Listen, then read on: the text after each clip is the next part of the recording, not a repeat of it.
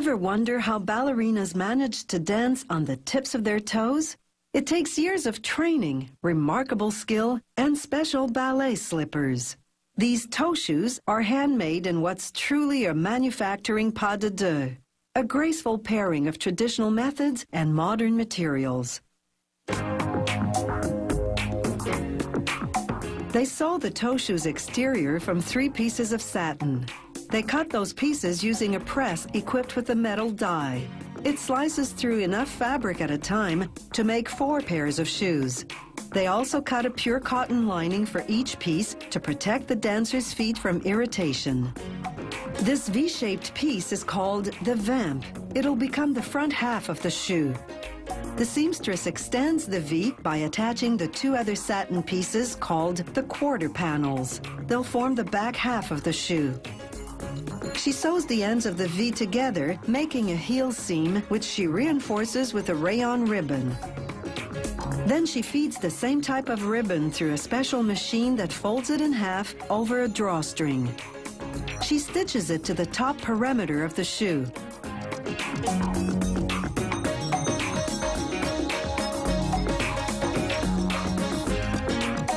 This encased drawstring will enable the dancer to pull the shoe tightly around her foot.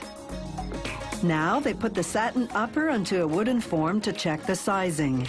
It's absolutely critical that the height of the vamp be correct to within 3 millimeters. If it's even slightly off, the top of the shoe will cut into the dancer's foot. The shoemaker nails the cotton lining to an insole on the bottom of the form.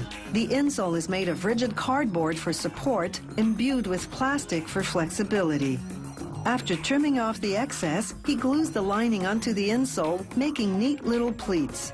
Once the glue dries, he removes the nail and trims the excess pleating to eliminate any bumps that would irritate the foot. Now they sculpt the toe box, the hard encasing inside the tip of the shoe. It's made of papier-mâché, only instead of paper and paste, they use fabric and paste. Then they soften up a piece of resin-coated cotton in water and apply it on top.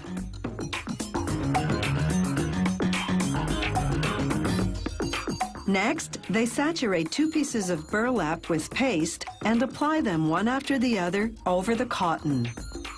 The paste is made of flour, water, starches, and a rubber and plastic-based resin that hardens to a semi-flexible state.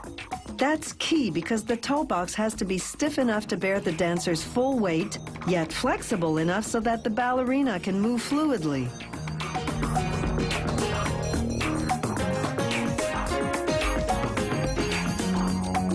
Now the final layer of fabric, a piece of pure cotton. They wrap the toe box in plastic wrap to keep the hammer clean as they square off the front, creating what's known as the platform.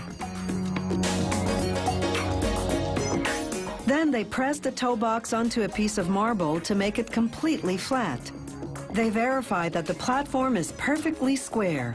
If not, the ballerina will topple over. After letting the toe box dry for 24 hours, they glue the lining over it with contact cement.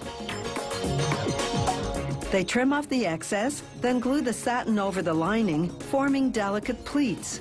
They use lighter glue this time because contact cement would stain the fabric. They apply a foam filler to even out the shoe's underside, then coat it with high-strength vinyl glue. They apply the same glue to a sole, then leave both to air dry. 24 hours later, they put them on a heater set to 93 degrees Celsius. This reactivates the dried glue in about half a minute. They apply the sole, then put the shoe in a press for 15 seconds to solidify the bond.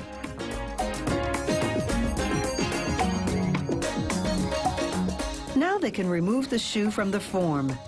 The sole is made of suede, a material that has just the right amount of grip. It's non-slip, yet still enables the dancer to glide smoothly across the floor. The last step is to glue in a white suede sock liner. It cushions the ballerina's foot and keeps it from slipping forward when she's dancing on her toes.